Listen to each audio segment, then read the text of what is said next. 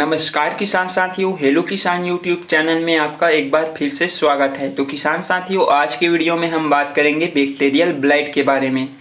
तो किसान साथियों, बहुत सारे किसान भाइयों का नुकसान सिर्फ इस वजह से हो जाता है कि वह सही समय पर अपने फसल पर बैक्टीरियल ब्लाइट का पहचान नहीं कर पाते। और कुछ किसान भाई ऐसे भी होते हैं जो अपने फसल पर बैक्टीरियल ब्लाइट और लेड ब्लाइट में अंतर समझ नहीं पाते।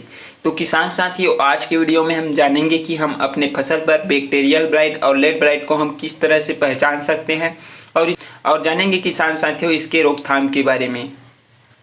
तो किसान साथियों, यह जो बैक्टीरियल ब्लाइट होता है किसान साथियों, यह फंगस की तुलना किसान साथियों हमारी फसल में बहुत तेज गति से फैलता है। और साथ ही किसान साथियों, यह गर्मी के मौसम की तुलना किसान साथियों यह हमारे फसल में अभी बरसात का मौसम और ठंड के मौसम में अधिक इसका प्रकोप देखने को मिलता है। तो किसान साथियों, ऐसे सिचुएशन में यानी किसान साथियों बरसात और ठंड के मौसम में किसान साथियों हमें प्रत्येक 10 दिन के अंतराल में एक बैक्टीरियानाशक का इस्तेमाल करना चाहिए। या तो किसान साथियों जो हमारा दवाई स्प्रे का जो शेड्यूल होता है उसमें एक बैक्टीरियानाशक का इस्तेमाल करना चाहिए, चाहे वह सस्ती वाला क्यों ना हो। तो किसान साथियों, अब हम बात करेंगे हम अपनी फसल में बैक्टीरियल ब्लाइट को और लेड ब्लाइट को हम किस तरह से पहचान सकते हैं। तो किसान साथियों, यह जो बैक्टीरियल ब्लाइट होता है वह हमारे सभी प्रकार की फसल में एक ही प्रकार का सिम्टम दिखाई देता है, यानी किसान साथियों एक ही प्रकार का लक्षण दिखाई देता है।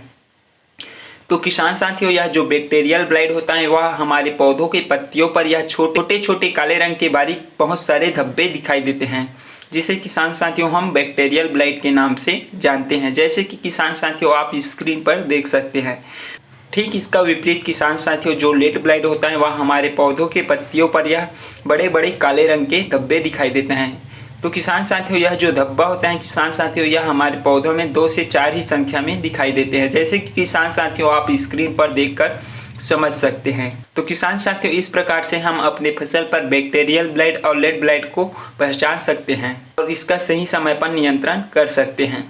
तो किसान साथियों जिस प्रकार हम अपने फसल में लेड ब्लाइट और एल्ले ब्लाइट को कंट्रोल करने के लिए फंगिसाइड का इस्तेमाल करते हैं, ठीक उसी प्रकार किसान साथियों हम बैक्टीरियल ब्लाइट को कंट्रोल करने के लिए बैक्टीरिसाइड का इस्तेमाल करते हैं। तो किसान साथियों आपको अच्छी तरह से समझ में आ गया होगा कि हम अपने फसल पर बैक्टीरियल ब्लाइट को हम किस तरह से पहचान सकते हैं। तो किसान साथियों अब हम बात कर लेते हैं इसके रोकथाम के बारे में। तो किसान साथियों इसके रोकथाम के लिए हम एरिज एग्रो का प्लांटोमाइसिन का इस्तेमाल कर सकते हैं, जिसमें किसान साथियों स्ट्रेप्टोमाइसिन सल्फेट 9% प्लस टेट्रासाइक्लिन हाइड्रोइड 1% घुलनशील पाउडर फॉर्म में उपलब्ध है, जो कि किसान साथियों पानी में आसानी से घुल जाता है। तो किसान साथियों यह एक ब्रॉड स्पेक्ट्रम एंटीबायोटिक बैक्टीरिसाइड है, जो किसान साथियों यह बैक्टीरियल ब्लाइट के साथ साथ अन्य प्रकार की बैक्टीरियल डिसीज जैसे bacterial rot, red stripe, bacterial brown rot, black leg, soft rot, canker, bacterial spot, bacterial wilt को अच्छी तरह से यह कंट्रोल करता है। तो किसान साथियों प्लांटोमाइसिन एक प्रिवेंटिव और क्यूरेटिव दोनों तरीकों से हमारे फसलों को सुरक्षा प्रदान करती हैं। यानी प्रिवेंटिव यानी किसान साथियों अगर हम इसका स्प्रे हमारे फसल में रोग आने से पहले करते हैं तो यह हमारे फसलों में बैक्टीरियल डिसीज आने को रोकता है। और क्यूरेटिव यानी किसान साथियों अगर हम इसका स्प्रे हमारे फसलों पर बैक्टीरियल डिसीज लगने के बाद करते हैं तो यह हमारे फसलों में बैक्टीरियल डिसीज को भी अच्छी तरह से कंट्रोल करता है। तो किसान साथियों इसका स्प्रे हम फसलों पर प्रिवेंटिव और क्यूरेटिव दोनों में इस्तेमाल कर सकते हैं। यानी किसान साथियों हमारे फसल में रोग लगने से पहले और रोग आने के बाद इसका इस्तेमाल कर सकते हैं। हमारे फसल पर रोग लगने से पहले या रोग आने के बाद इसका इस्तेमाल कर सकते हैं। यह दोनों तरीकों से यह हमारे फसलों को अच्छी तरह से सुरक्षा प्रदान करता है। तो किसान साथियों इसके मोड ऑफ एक्शन की बात करें तो किसान साथियों यह बैक्टीरिया के आरएनए पर कार्य कर उसके प्रोटीन तैयार होने को रोकता है, जिससे किसान साथियों बैक्टीरिया की मौत हो जाती है। तो किसान साथियों इसकी रेसिडुअल एक्टिविटी यानी किसान साथियों यह कितने दिनों तक हमारे फसल में काम करता है इसके बारे में बात करें तो किसान साथियों बैक्टीरिसाइड प्लांटोमाइसिन का अगर हम फसल पर छिड़काव करते हैं तो किसान साथियों यह हमारी फसलों को 8 दिनों तक संरक्षित रखता है।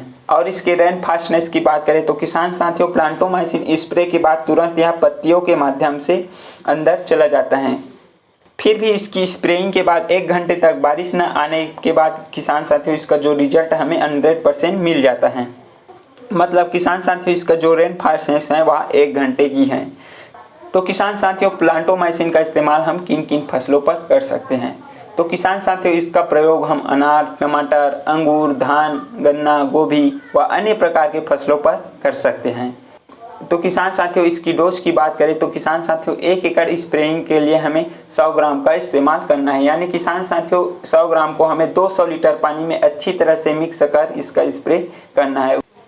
वही किसान साथियों अगर हम 15 लीटर की टंकी में इस्तेमाल की बात करें तो किसान साथियों हमें 15 लीटर की टंकी पर हमें 10 ग्राम इसका इस्तेमाल करना है। तो किसान साथियों इस तरह से हमारी फसल पर बैक्टीरियल डिसीज को हम अच्छी तरह से कंट्रोल कर सकते हैं। तो किसान साथियों इसके अलावा हम अपनी फसल पर बैक्टीरियल ब्लाइट और बैक्टीरियल डिसीज के रोकथाम के लिए हम कॉपर सल्फेट, कासुगामाइसिन, वेलिडामाइसिन का भी प्रयोग कर सकते हैं। तो किसान साथियों अगर हम बैक्टीरियल डिसीज और बैक्टीरियल ब्लाइट की रोकथाम के लिए हम कॉपर सल्फेट का इस्तेमाल करते हैं तो हमें कुछ सावधानियां बरतनी पड़ती। तो किसान साथियों यह जो कॉपर सल्फेट होता है वह बहुत ही ज़्यादा एसिडिक होता है, इसलिए किसान साथियों हमारे फसलों पर फूल झड़ने व पत्तियां जलने की भी समस्या दिखाई देती हैं।